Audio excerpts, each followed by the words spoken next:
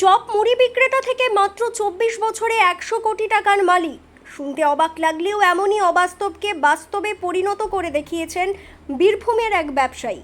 শুধু এমন অবাস্তবকে বাস্তব করে দেখানো নয়, পাশাপাশি তাকে বাংলা টেলিভিশন জগতের জনপ্রিয় একটি রিয়েলিটি শোতে গর্বের সঙ্গে বলতে শোনা গিয়েছে তিনি এখন ১০০ কোটি টাকার মালিক।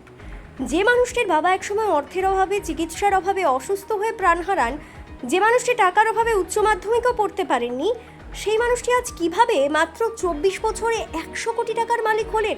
এই প্রশ্ন জাগতেই পারে।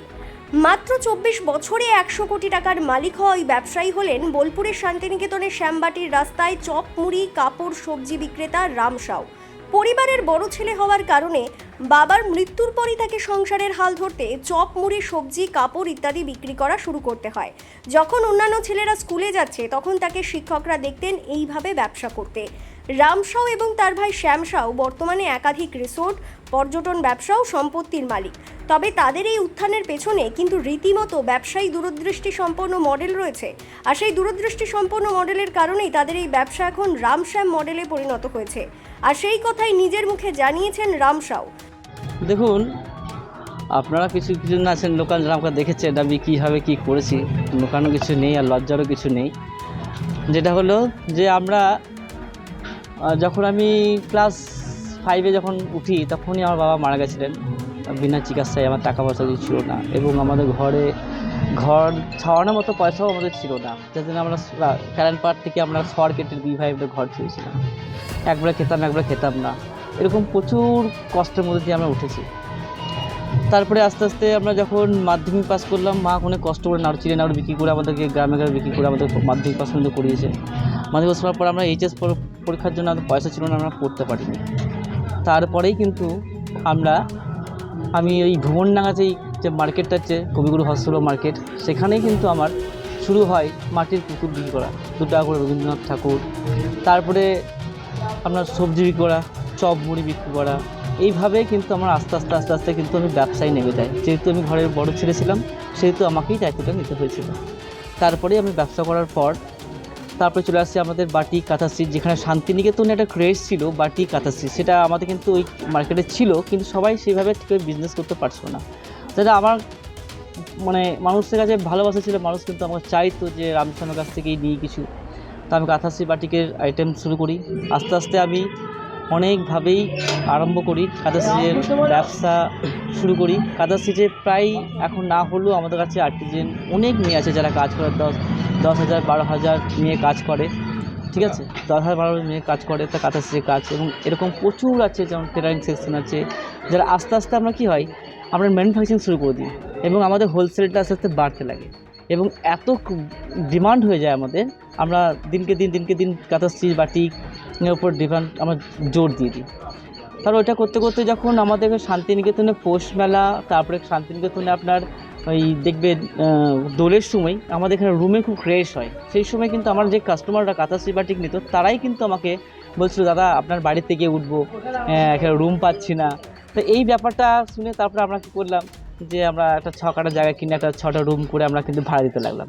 এই ভাড়া দিতে আজকে রুম বেড়ে আমাদের মোটামুটি আপনারা ভালো করেই জানেন যে রামশ্যাম ভিলেজ রিসর্ট এখন বোলপুরের মধ্যে একটা অন্যতম রিসর্ট এবং ভালো পরিষেবা দেয়, আপনারা নিজেরাই বলেন। তো সেখানে আজকে 70টা রুম, লাক্সারি রুম সব কিছুও কিন্তু আজকে ব্যবস্থাপনা আমাদের কাছে আছে। এবং আস্তে আস্তে এখন আমরা যেমন শুধু যে ব্যবসা করেছি তা নয়, কিন্তু আমরা ব্যবসার সাথে সাথে আমাদের যে গোয়ালপাড়ার পাশে দেখবেন, রোডের উপরেই দেখবেন শান্তিনিকেতন বাটিক কর্মশালা আছে, যেখানে আমরা মহিলাদেরকে ফ্রিতে বাটিক শেখাই। শান্তিনিকেতনে যে বাটিকটা, কবিগুরু রবীন্দ্রনাথ ঠাকুর কিন্তু এখানকার মহিলাদের স্বনির্ভর করার জন্যই কিন্তু বাটিকটা বাইরে থেকে নিয়ে এসেছিলো, যে এখানে ফর্মুলাটা যেখানে মেয়েরা যেন শিখতে পারে। কত বছরের মধ্যে?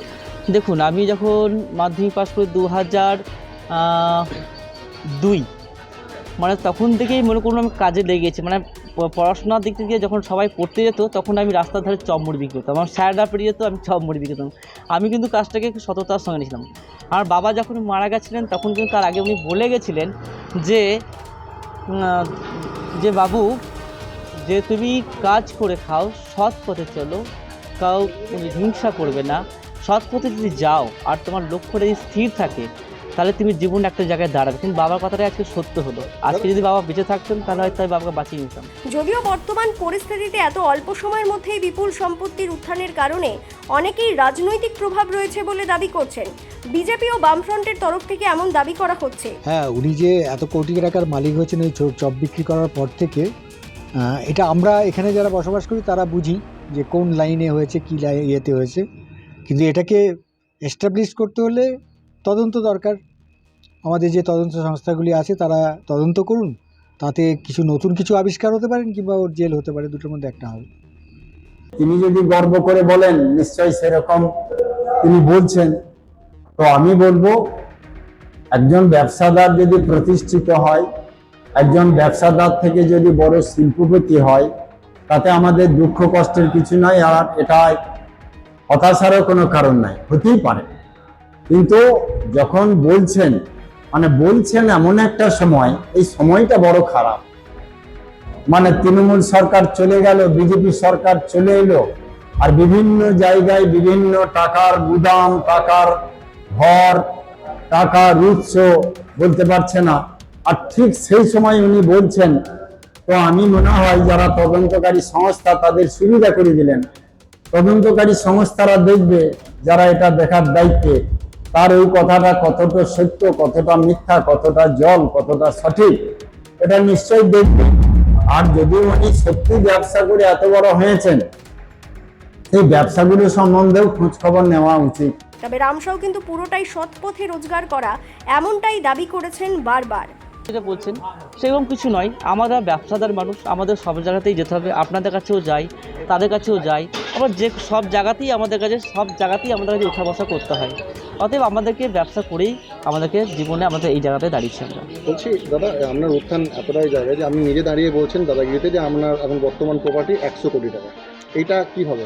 দেখুন, এটা আমি আনুমানিক বলেছি, ঠিক কথাই। আমাদের যেভাবে ব্যবসা ছড়িয়ে ছিটিয়ে আছে, আমরা আনুমানিক করে 100 কোটি টাকা হবে আমাদের। আমরা যেভাবে শুরু করেছি ব্যবসাটা, যে তিলে কষ্ট করে অল্প করে সঞ্চয় করে আমরা যেভাবে তৈরি করছি, এখনও আমরা করে যাচ্ছি। আমাদের কাজটা হচ্ছে, আমরা যেহেতু একদিন বেকার ছিলাম, আস্তে আস্তে আমাদের যে বন্ধু বান্ধব যারা আরও আছে, যারা তাদেরকে কাজ দিয়ে আমরা আস্তে আস্তে নিজেদের কাজগুলো বাড়াচ্ছি। কাজের সঙ্গে সঙ্গে আমাদের ইনকামও বাড়ছে, তার নয় যে কাজ দিচ্ছি শুধু, তার সঙ্গে সঙ্গে আমাদের এইভাবেই কিন্তু আমাদের কাঁথা স্টিচ, বাটিক, রিসর্ট সব রকমই চলছে। আপনাদের আশীর্বাদে মোটামুটি ঠিকই চলছে। একটা বিষয় যে অনেকে বলছেন যে তৃণমূলের সংস্পর্শে আসার পর থেকে আপনার উত্থান। দেখুন স্যার, এটা আমি বলতে পারবো না। অ্যাকচুয়ালি তোমরাও এখানে লোকাল, তোমরা ভালো বলতে পারবে। এগুলো যারা বলছে তাদেরকে জিজ্ঞেস করুন, আমার এখানে কোনো মতামত নেই। আমরা কষ্ট করে খাচ্ছি, এখানকার লোকাল মানুষজনদেরকে জিজ্ঞেস করুন যে আমাদের কী পরিস্থিতি, কী গেছে দিনকাল। আর তোমরাও দেখেছো রাস্তায় যে চপ মুড়িয়েছে, সেটা হ্যাঁ কিনা বলো। তো সেই জায়গাটাতে তোমরা নিজেরাই বলো যে কী হতে পারে, তাই না?